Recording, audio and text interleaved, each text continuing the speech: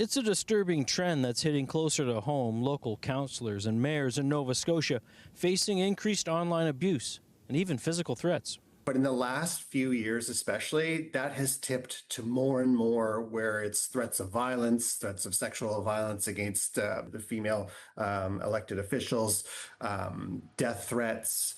The frequency is increasing. Mayor David Mitchell is the incoming president of the Federation of Nova Scotia Municipalities and says the level of hostility toward elected officials has reached a breaking point, most of it happening online and often having nothing to do with local decision making. Well, we all get frustrated and there's a way to respond through that frustration, but that response is often disproportionate to the issue that's happened.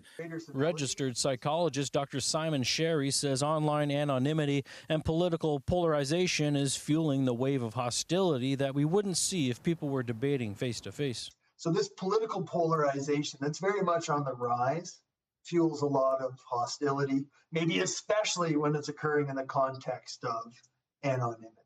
There are some hot button issues being looked at by government, like the lack of housing, to affordability issues and bike lanes that are firing people up. And even if it's not entirely justified, when people start to feel resources are scarce and crowding is occurring, they can be hostile and aggressive. But there's a fine line where freedom of speech crosses into criminal behavior and trolling speaks to deeper personality disorders. And research will consistently show that if you are narcissistic, psychopathic, sadistic, or Machiavellian in terms of your personality makeup, you're much more likely to be an internet troll. The Nova Scotia Federation of Municipalities says enough is enough, urging any elected officials receiving threats to contact police.